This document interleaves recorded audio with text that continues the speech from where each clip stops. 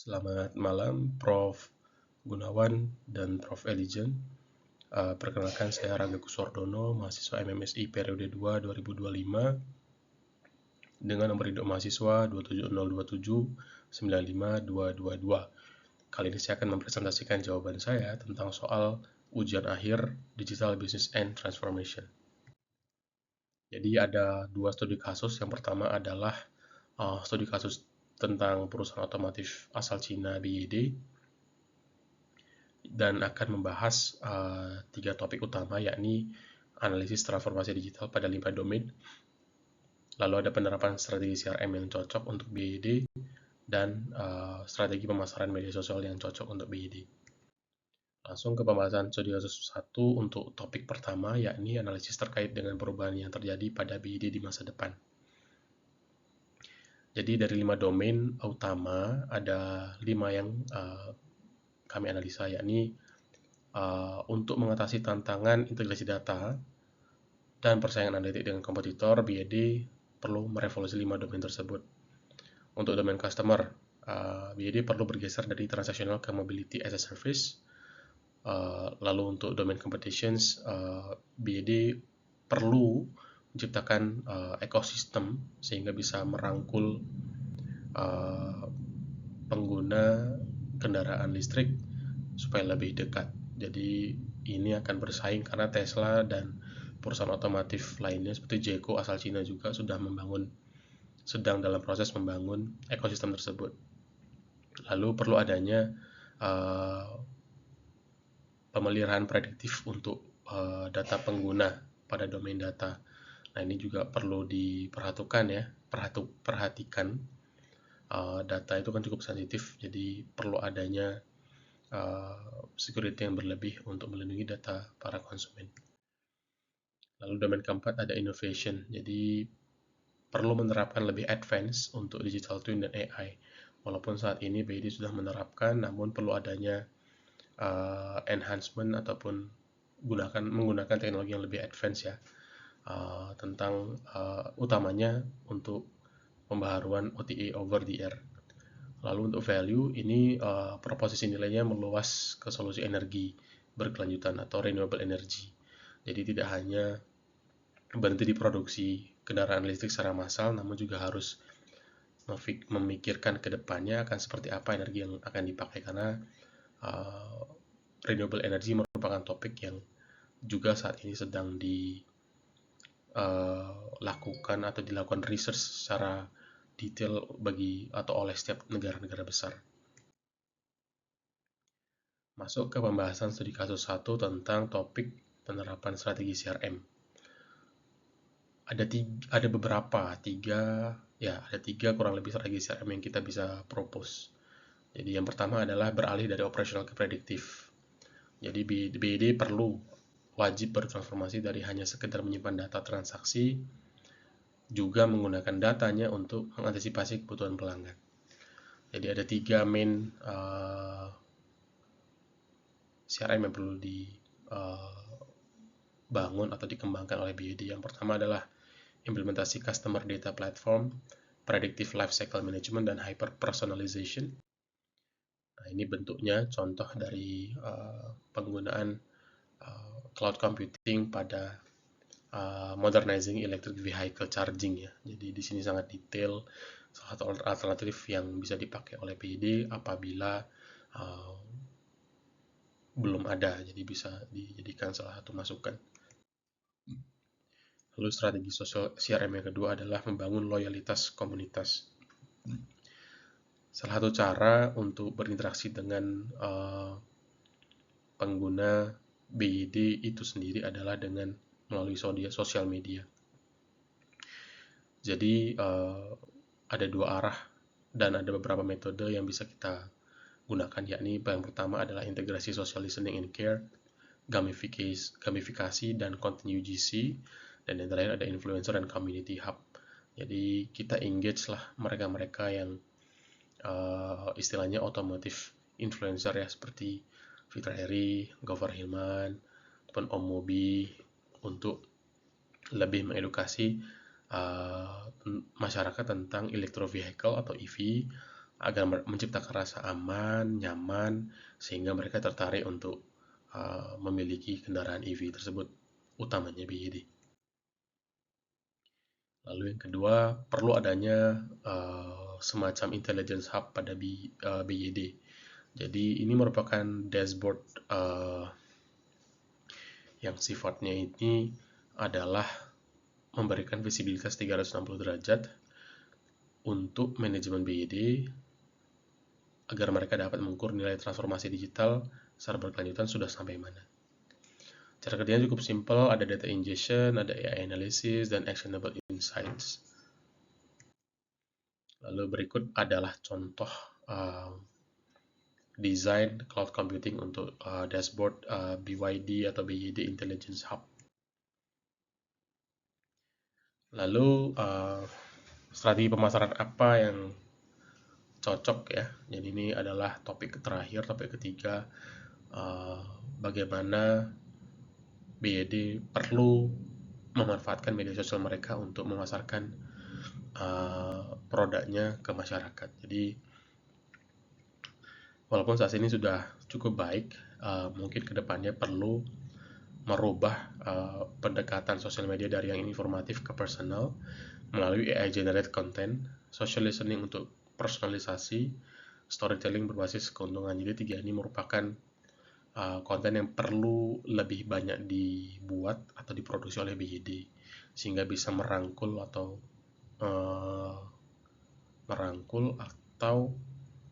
mendekat kepada para calon pembeli, istilahnya seperti itu, ataupun existing pengguna. Yang ketiga ini ada membangun komunitas dan kepercayaan. Jadi untuk meningkatkan loyalitas kepada para pelanggan yang saat ini sudah menggunakan kendaraan EV BYD, rasanya perlu juga adanya interaksi.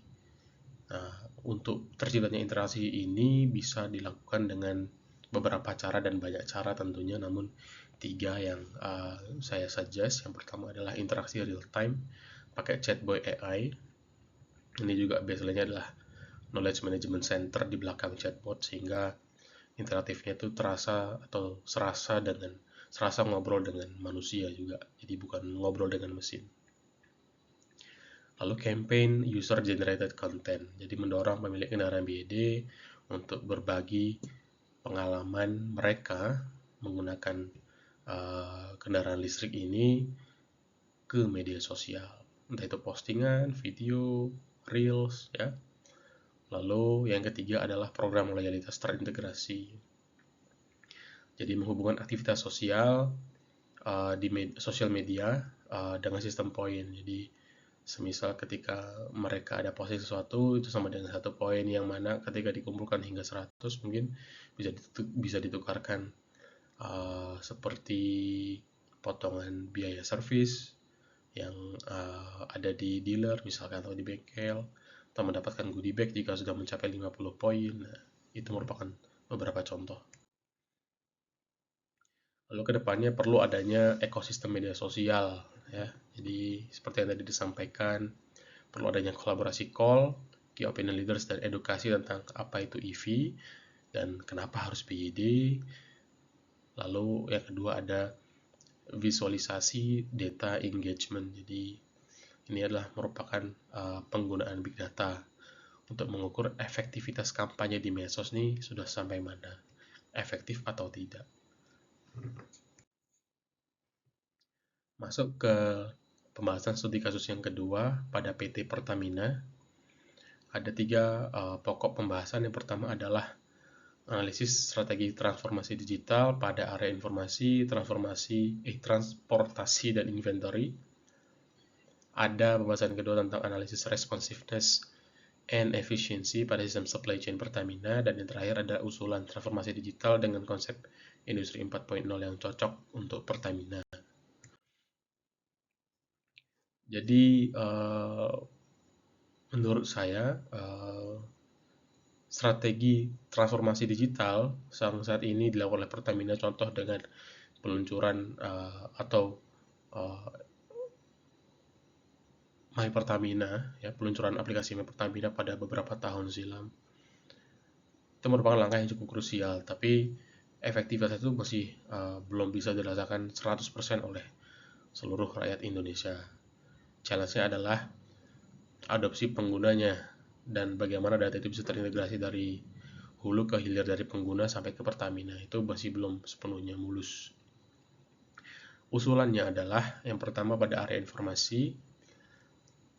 Jadi dengan kondisi saat ini di mana informasinya itu tersebar di berbagai aplikasi ya, kayak My Pertamina, Link Aja ataupun sistem yang lain, tapi ini masih belum sepenuhnya itu connected yang dapat memberikan manajemen untuk mengambil keputusan secara real time. Jadi saran perbaikannya itu adalah perlu adanya integrasi big data dan peningkatan adopsi digital. Pada area transportasi, dengan kondisi yang ada saat ini, walaupun terpantau distribusi yang pelan-pelan sudah digital, tapi optimalisasi rute seringkali masih statis dan reaktif terhadap gangguan. Jadi perlunya perbaikan dari sisi transportasi adalah mengestablish Smart Logistic Command Center. Jadi pemakaian IoT dan GPS tracking pada seluruh armada mengangkut bahan bakar supaya terhubung ke sistem pusat agar bisa di-tracking dan dicarikan rute ketika ada masalah. Yang kedua ada Dynamic Route Optimization. Jadi menggunakan algoritma AI untuk menentukan rute tercepat untuk mengirimkan bahan bakar. Area yang kedua atau yang ketiga ada area inventory. Jadi ini adalah mengandalkan buffer stok tinggi untuk menjamin ketersediaan yang berdampak pada tingginya biaya penyimpanan. Jadi nggak cuma asal nyetok, di Pertamina perlu juga membayar biaya untuk menyimpan bahan bakar tersebut. Jadi saran perbaikan ke depannya perlu adanya automatic tank gauging atau ATG berbasis IoT. Dan juga perlu adanya vendor managed inventory VMI. Jadi dengan real time ATG tadi, sistem dapat memicu pengisian ulang otomatis sebelum stoknya habis. Lalu masuk ke topik yang kedua, dalam konsep supply chain management terdapat trade-off antara kecepatan merespon, responsiveness, dan penghematan biaya. Kalau analisa saya, untuk responsiveness, Pertamina saat ini dalam posisi yang cukup baik. Jadi supply chain Pertamina cukup responsif.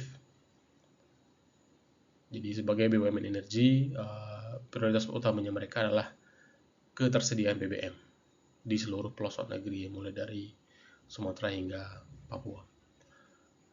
Buktinya apa? Kebijakan penempatan stok di banyak terminal BBM yang tersebar luas dan stok penyangga yang cukup besar untuk mengantisipasi lonjakan permintaan mendadak. Yang mana ini sesuai dengan karakteristik responsif supply chain ya, high inventory levels dan many locations close to consumers. Lalu yang kedua ada efisiensi. Ini yang rasanya perlu adanya peningkatan. Jadi setelah saya analisa, tingginya responsivitas itu membebani struktur biaya, baik logistik dan juga penyimpanan inventory. Buktinya apa? Proses manual dan kurangnya akurasi data menyebabkan penumpukan stok di satu titik. Jadi itu tidak merata atau pengirimannya itu nggak optimal.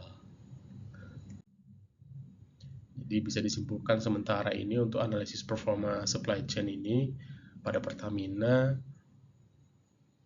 ya tujuannya kan untuk menggeser kurva performa, mempertahankan high responsif, tapi juga meningkatkan efisiensi secara drastis dengan memangkas biaya melalui data yang akurat. Nah, itu yang kurang lebih menjadi kesimpulan sementara saat ini dari transformasi digital Pertamina yang sudah dilakukan.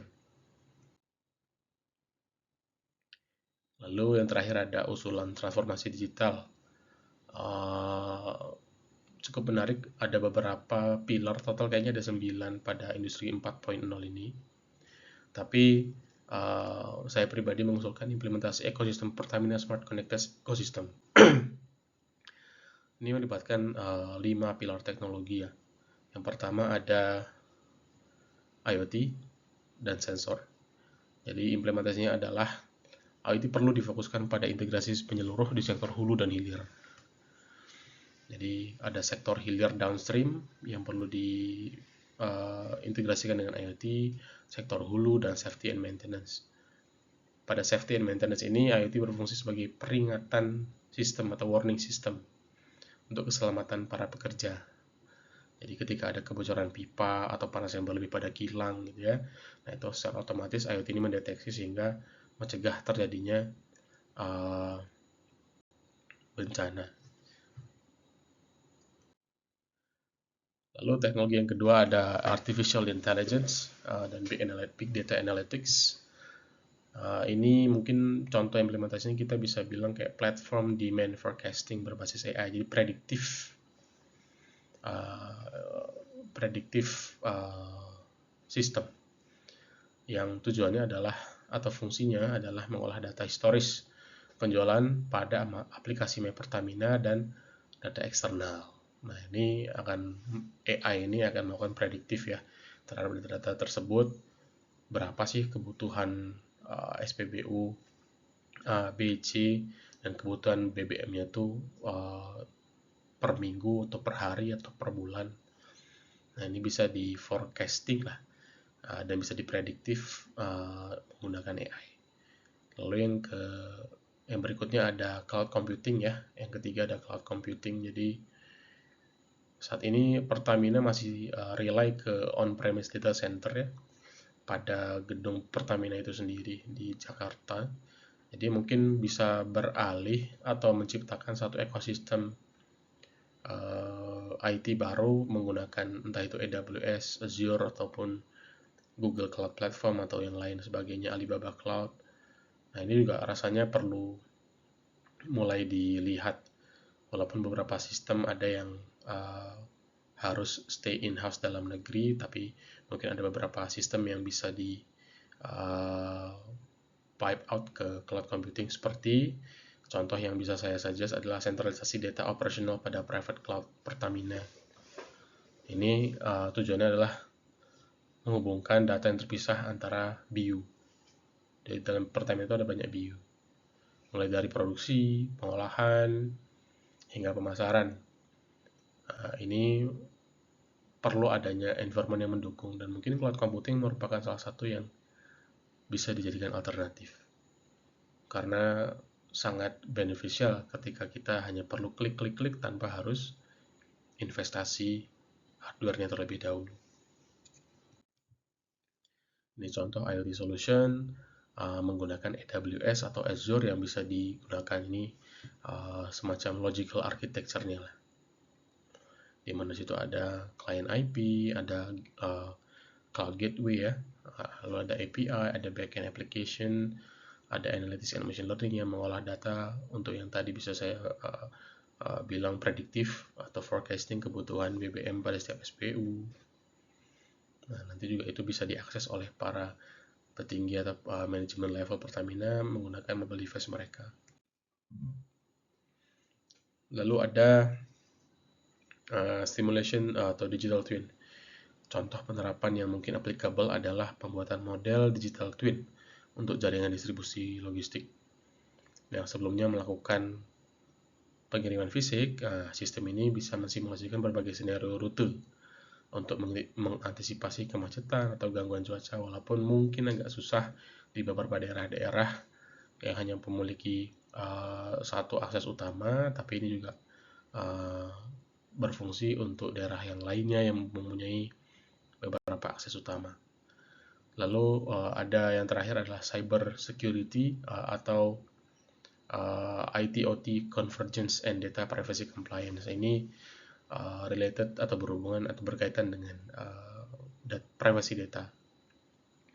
Yang kita bisa adopsi adalah zero trust architecture dan IT/OT air gapping. Jadi tidak ada perangkat yang dapat dipercaya secara otomatis. Nah, ini juga salah satu peran di mana MFA mungkin bisa juga digunakan gitu ya, multi-factor authentication. Nah, jadi setiap kita akses Pertamina untuk melakukan transaksi itu butuh yang ada namanya MFA, multi-factor authentication. Nah, mungkin itu salah satu yang bisa diimplementasi untuk aplikasi My Pertamina. Lalu diharapkan dengan adanya dua hal tersebut, Pertamina yang saat ini mungkin masih sifat operasional itu masih reaktif, menjadi proaktif dan compliant, jadi mencegah akan adanya serangan.